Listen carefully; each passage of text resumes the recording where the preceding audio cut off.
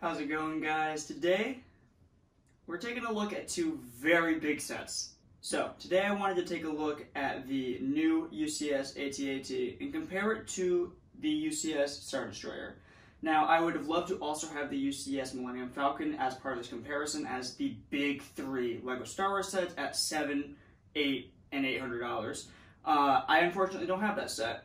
I don't see myself owning it really anytime soon. Hopefully sometime next year, best case scenario. But right now we're taking a look at $800 versus $700.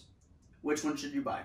So, as somebody who owns both sets, I wanted to answer a few questions to people who might be in the market for a big Star Wars set and can't really decide on which one to get.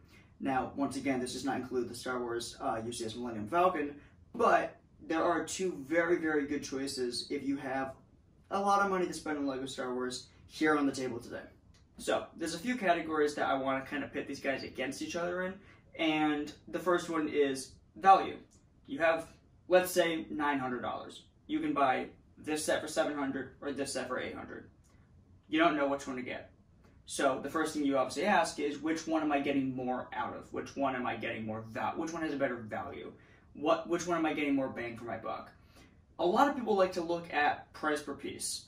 Now, sometimes that is a good way to compare or to see the value of a set, but honestly, in my opinion, it doesn't tell the whole story. For example, Star Destroyer. The UCS Star Destroyer comes with 4,784 pieces for $700. That, if you're looking at price per piece, is bad. It's not good. Then you take into account that it only comes with 2 minifigures. A lot of people are going to be not happy with that, and a lot of people weren't when it got announced.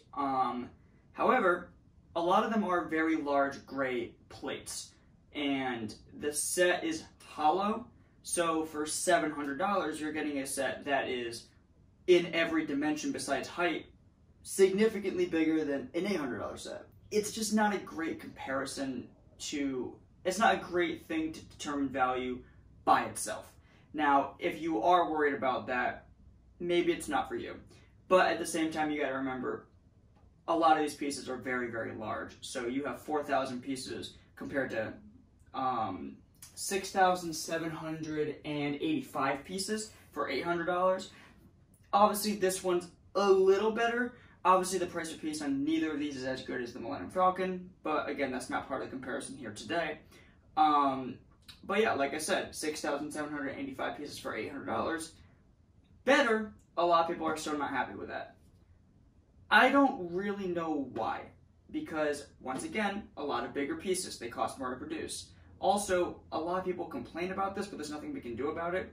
There is kind of just the Disney tax. If you look at the price of this versus something like the Titanic is $630 for over 9,000 pieces. That is insane for a price per piece. Or the Coliseum is very similar. It's like $550 for over 8,000 pieces, over 7,000 pieces, a lot of pieces. Neither of these really compare to that.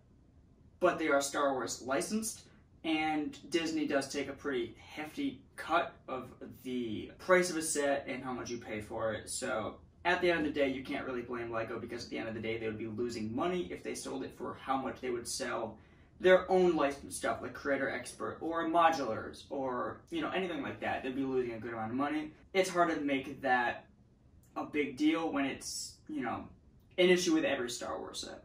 A lot of people really complain about lack of interior or playability on a UCS set. For example, the A-Wing. This is much bigger than minifig scale, and it only comes with 1 minifigure. I'm okay with that. A lot of people had complaints about the Republic Gunship, which I unfortunately also do not have yet. It only comes with 2 minifigures because it's not minifig scale. I'm not going to go into the quality of those 2 minifigures and their minifigure selection because, frankly, it's bad, but it's hard to complain that it only comes with 2 minifigures when the set isn't designed for minifigure use. This set falls in that category. For $700, you get 2 minifigures. Now, these are 2 exclusive minifigures. They're not very special. They're an Imperial officer and I believe like an Imperial like pilot or a different type of officer. Neither figure is that great. They're nice. They're exclusive. You can only get these 2 figures if you buy this set, but they're 2 Imperial officers. You don't get Grand Moff Tarkin, or Darth Vader, or a named figure at all. But you do get 2 exclusive minifigures. For $700, do I feel like you should be getting more minifigures? In a set like this, no. I don't think so. I think that you can't use the minifigures with the set. There's nowhere for them to sit, there's no interior. It doesn't make sense. And when people complain that a set like this does not have an interior, it kind of makes me laugh because it's a UCS set. It's 18 plus. You're not really supposed to play with it. But when you have a set like this, or the Millennium Falcon, it is minifig scale. This isn't. So a set like this is in the right scale for minifigures to be a part of. So when you have a set that is minifig scale, now I'm going to be critical if it doesn't include an interior or a good amount of minifigures, enough to make the set complete. A minifig scale set, in my eyes, is not complete without the correct amount of minifigures. This set has 9 minifigures, as well as a few side builds, which would be a E-Web blaster, as well as 2 speeder bikes. The reason why I'm not upset about this set having 2 minifigures, but I'm really happy about this set having 9, is because these go inside of this set. There's room in the cockpit, in the head, for 3 minifigs, 2 pilots, or 1 pilot, 1 gunner, and then General Veers as the commander. There's room for 40 snowtroopers to be sat inside of the body, which is perfectly accurate to in-universe in Star Wars.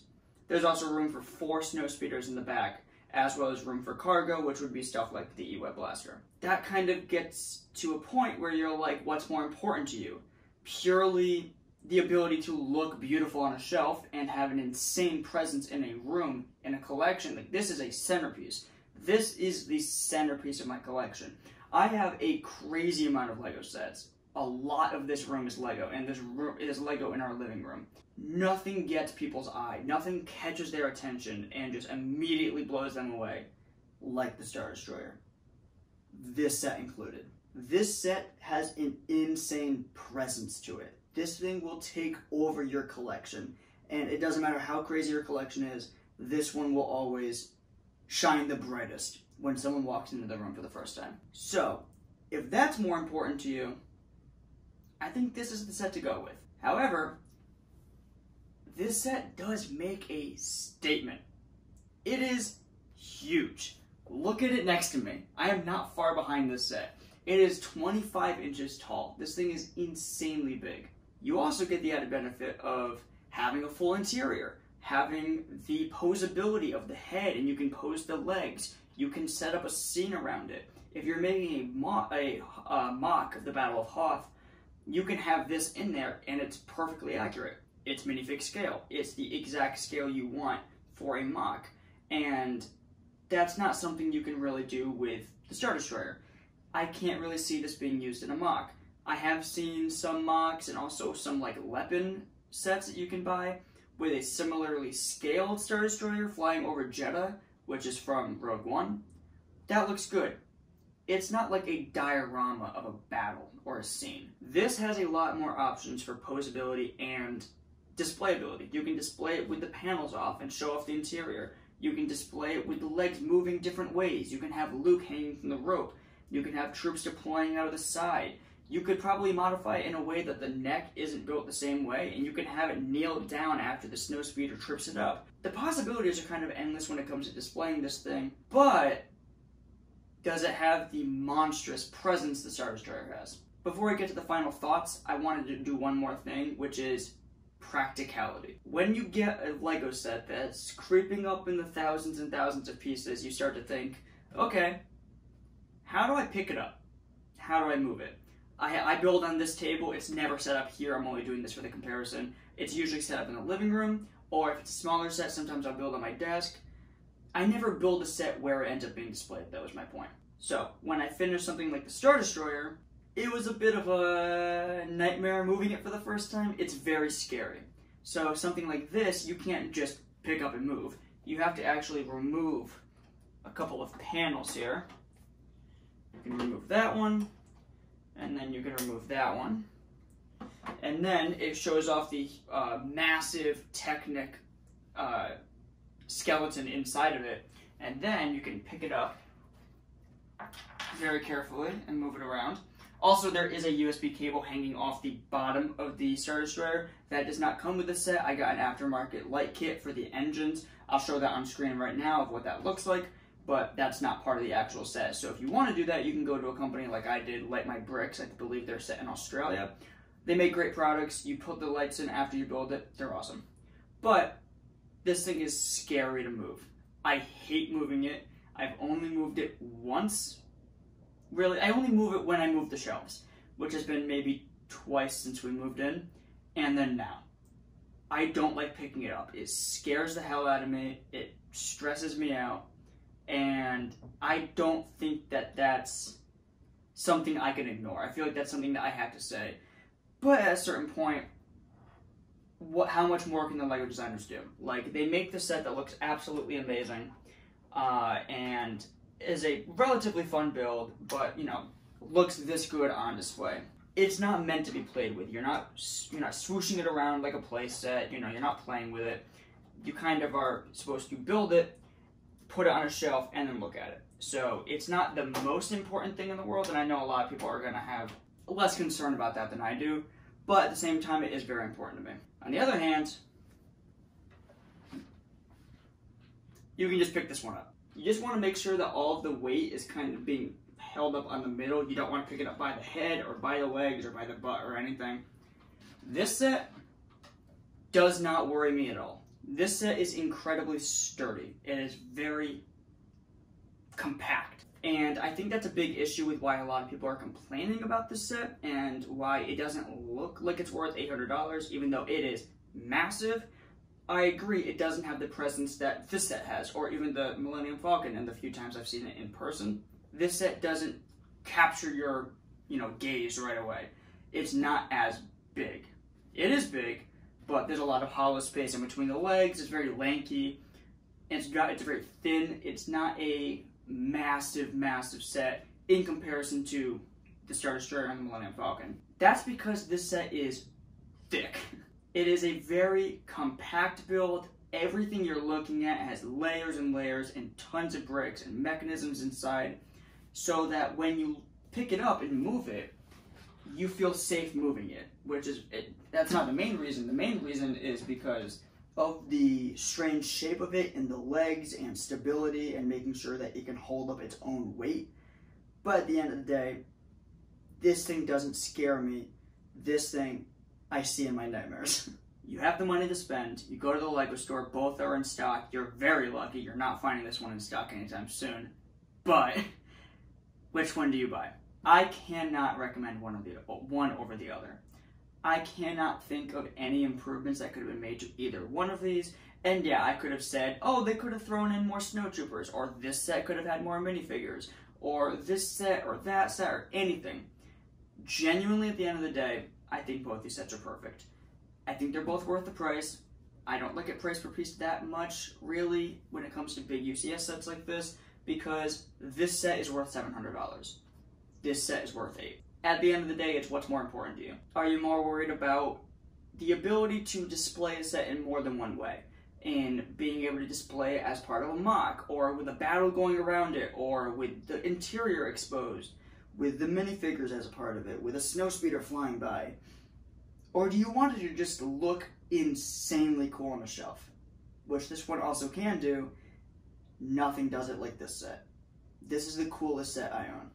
It's not my favorite, but this is the set that everybody walks into the LEGO room and goes, whoa, what's that? So this one's got more presence. This one has more diversity in its ability to be displayed. It is also worth noting that this set is from 2019. This one just got released this year in 2021. I'm willing to bet that next year we are going to see this or the Millennium Falcon retire. My money is on the Star Destroyer. Every time I go to the LEGO store, it is in stock. I have maybe seen the Millennium Falcon in stock once, maybe twice. I saw it when we went to the grand opening of the LEGO store in Manhattan. It was the second day that store was open, and they still had Millennium Falcons in stock. and then they had one Falcon in stock on Black Friday when I bought this. This has been in stock since I got into collecting Lego. So that, as well as the fact that the Millennium Falcon is much more iconic, and that's kind of regarded as one of the big sets and like the biggest, craziest sets you can buy, I have a feeling this one's on its way out the door end of 2022. So if that's important to you, you might want to grab this one before it goes. This one's going to stick around for longer. I don't know how much longer, or if this one's even going to go next year, but at the end of the day, Star Destroyer is going to be off of shelves and retired before the AT-AT is. So, that's going to do it for today. If you have any more questions about these sets, ask in the comments, because this video only exists because this commenter left a comment and said, you know, is asking me questions about it and comparing it to other sets. And he said, I think a lot of people would like a comparison video, and that's why I'm making this video. If you have other video ideas for me to make, just tell me. I'll make them. If I like the idea, I'll make the video. But if I didn't cover something that you wanted to see in this video, ask in the comments and I will answer down there. If you have questions about specific scale or sizes or weights even, I can weigh the sets. Or if you're curious about anything else, just let me know. If you have any other video ideas, let me know. And just hang out in the comments with me. I'm always down there talking. Leave a like, subscribe, and I will see you in the next one. I don't want to put this thing back up on the shelf. I'm scared. Have a good day, guys.